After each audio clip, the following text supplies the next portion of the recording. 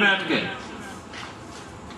آقا نامدار کے اس فرمان جاندار کو پہچان لے، میرے خیال میں اس کی زندگی پھر جو ہے کبھی لاپرواہی میں نہ گزرے۔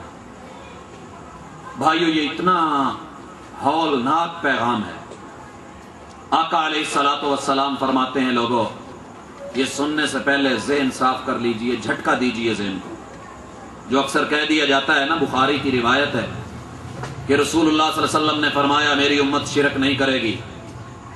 بھائیو، یہ ایسے ہی ہے، تؤمنون ببعض الکتاب وتکفرون ببعض۔ ایک روایت کا ایک جملہ اپنی صفائی میں لے لیا، لیکن اتنے بڑے بڑے جرثومے، بڑے بڑے وائرس، بڑے بڑے بیکٹیریے، یہ ہماری جو ہے اسلامی اور ایمانی جان کو اور صحت کو نقصان دینے کے لیے ہمیں بے پرواہ کرنے کو یہ کہہ تو دیا جاتا ہے۔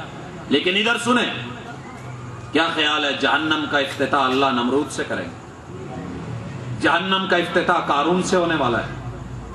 جہنم کا افتتاح فرعون سے یا ابو جہل سے ہوگا؟ سوچ تو یہی آتی ہے نا کہ اللہ کے بڑے بڑے باغی، بڑے بڑے طاغی، نافرمان، یہ اتنے بڑے لوگ، ان کے ساتھ کیا بنا؟ انہیں جہنم ملنی چاہیے؟ فرمایا نہیں، اللہ کی جہنم کا افتتاح ایسے شخص سے ہوگا جو مسلمان ہے۔ اللہ کی جہنم کا افتتاح ایسے انسان سے ہونے والا ہے جو صاحب ایمان ہے۔ صرف صاحب ایمان ہی نہیں، یہ صاحب قرآن ہے۔ صرف صاحب قرآن یعنی حامل قرآن نہیں، یہ حافظ قرآن بھی ہے۔ صرف حافظ قرآن نہیں، یہ قاری قرآن بھی ہے۔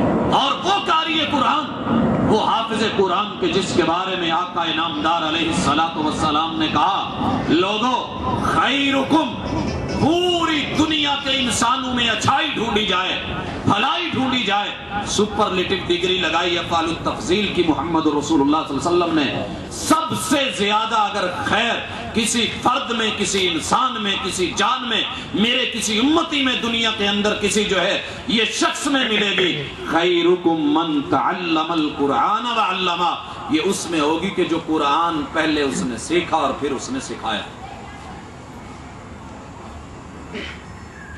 اللہ اکبر۔ بھائیو، اگر انسان کے سینے میں دل ہو تو یہ روایت آسانی سے نہیں سنی جاتی۔ فرمایا لایا جائے گا، پوچھا جائے گا، بندے کیا لے کر کے آیا؟ بولتا ہے اللہ عمر پڑھنے میں اور پڑھانے میں۔ کیا پڑھایا؟ اللہ تیرا قرآن۔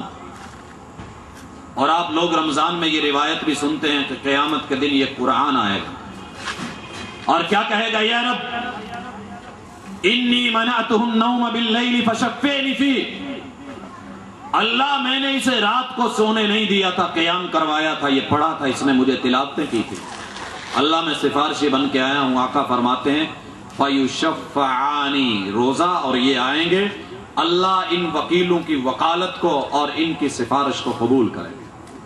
اللہ اکبر۔ اللہ پوچھ رہے ہیں بندے کیا لے کے آیا؟ کہا اللہ قرآن پڑھتے پڑھاتے عمر گزار دی، اب کوئی قرآن سفارشی بن کے نہیں آ رہا۔ اللہ کہہ رہے ہیں کذب، اے قاری قرآن، اے مسلمان، اے مومن، اے ایماندار، کذب، تو جھوٹ بول رہا ہے۔ تو نے قرآن اس لیے پڑھا، بھائیو جملے سننا اللہ کے، تو نے قرآن اس لیے پڑھا اور پڑھایا تاکہ کہا جائے کہ یہ بہت بڑا قاری تھا۔ فقد قیل، تجھے تیرے اس عمل کی جزا دنیا میں مل گئی۔ فقد قیل، حضرات یہ قرآن مجید پڑھنے والا، پڑھ پڑھ کے سنانے والا، لوگوں کے بچوں کو تعلیم دینے والا، تعلیم و تربیت کرنے والا، خیر پھیلانے والا، اس کے دل میں صرف ایک دن یہ آیا کہ لوگ مجھے قاری کہیں، مکری کہیں۔ اللہ رب العزت کو اتنا شرک کی جو ہے بو یہ پسند نہ آئی، کہا فقد قیل، او بندے جھوٹ مت بول، اس کی جزا دنیا میں مل گئی، آج میرے پاس تیرے اس عمل کی جزا جو ہے، فرشتوں لاؤ اس کو دی جائے۔ آقا فرماتے ہیں اسے پکڑا جائے گا اور اوندھے منہ جہنم میں ڈال کے جہنم کی آگ کا افتتاح کیا جائے۔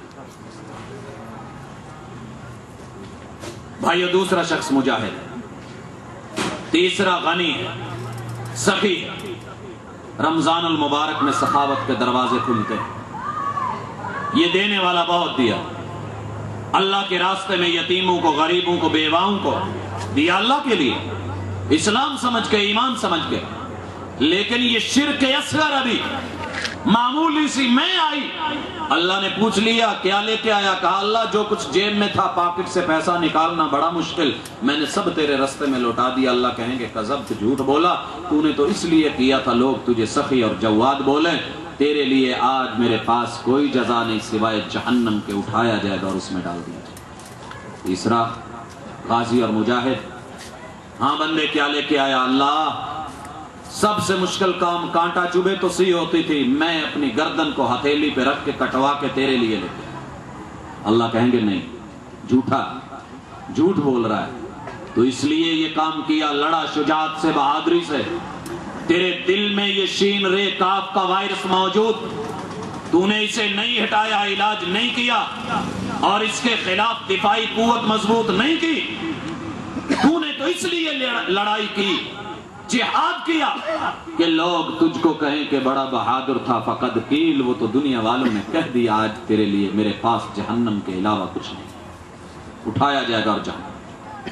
تو بھائیو جو دعوت فکر ہے، ایک تو وہ کافر ہے جو داخل ہی نہیں ہوا، کلمہ پڑھا ہی نہیں ہے، اس نے یا ایھا الناس کی آواز ہی نہیں سنی، وہ اسلام لے کے ہی نہیں آیا، اللہ سے شرک کر رہا ہے یا نہیں کر رہا ایک اور بات ہے، لیکن وہ لوگ جنہوں نے لبیک کہا، لبیک و سعدیک بولا، اللہ کی اس پیغام پہ حاضری دی، اللہ کی ندا کو سنا، جواب دیا، اللہ نے اسلام کی دعوت دی، قبول کر لیا، اللہ نے شہادت کا بولا دے دی، لا الہ الا اللہ کہا کہہ دیا، محمد الرسول اللہ کا بولا بول دیا، قیام جو ہے نماز کا کہا نماز قائم کر دی، زکوٰۃ ادا کرنے کا کہا ادا کر دی، روزے رکھنے کا کہا روزے رکھنے لگ گیا، حج کا بولا حج کر کے آ گیا، ایمان کا بولا اللہ پہ ایمان کا اقرار کرنے لگا، ان تؤمن باللہ وملائکتہ وکتبہ ورسلہ، یہ اس کے اندر آ گیا، اور آخرت پہ ایمان لے آیا، یہ جو ہے تقدیر پہ ایمان لے آیا، لیکن اس کے ساتھ ساتھ بڑا متقی، پرہیزگار، نیک، صالح، محسن بن گیا۔ ایک غلطی ہو گئی کہ اس نے اس کے ساتھ ساتھ سورہ یوسف کی اس آیت کو بھلا دیا، وَمَا يُؤْمِنُ أَكْثَرُهُمْ بِاللَّهِ إِلَّا وَهُمْ مُشْرِكُونَ۔ اللہ فرماتے ہیں یہ اکثر مومن، اکثر کلمہ گو، اکثر ایمان والے، یہ تو میرے ساتھ شرک کر رہے ہیں۔ وَمَا يُؤْمِنُ أَكْثَرُهُمْ بِاللَّهِ۔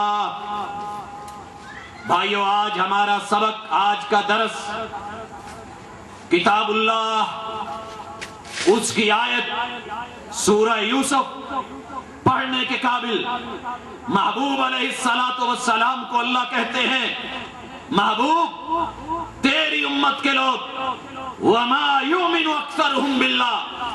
حالت تو دیکھیے، اور میرے بھائیو حالت کچھ ایسے ہی نظر آتی ہے، 80%، 90%، 95%، یہ بڑا محتاط اندازہ ہے، اس سے بھی اوپر جایا جا سکتا ہے۔ شرک اصغر میں اگر یہ سزا ہے تو شرک اکبر کا کیا بنے گا؟ اور بھائیو شرک اکبر کیا ہے یہ سن لیجئے، ان تجعل للہ ندا وہو خلقک، کہ تو اللہ کے علاوہ کسی اور کو اپنی مشکل میں بلائے، ایک شرک۔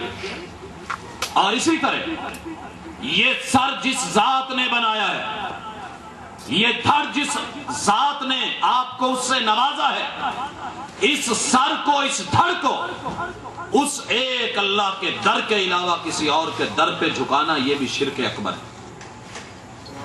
مشکل میں کسی اور کو آواز دینا، ندا دینا، جائز وسائل کے علاوہ ہٹ کر کے، یہ بھی شرک، اور اللہ کی ذات اور صفات میں کسی اور کو شریک سمجھنا۔ مثلا بھائیو سب سے پہلے ہم اللہ کی ذات کی بات کریں، اللہ فرماتے ہیں وَمَا خَلَقْتُ الْجِنَّ وَالْإِنسَ إِلَّا لِيَعْبُدُونَ۔ ہم اس کا معنی یہ کرتے ہیں کہ جن و انسان اس لیے بنائے گئے کہ وہ اللہ کی عبادت کریں۔ بھائیو اتنا ہی کافی نہیں، امام ابن کثیر نے، مفسر قرآن جناب عبداللہ ابن عباس کا یہ قول، اس آیت کی تفسیر میں نقل کیا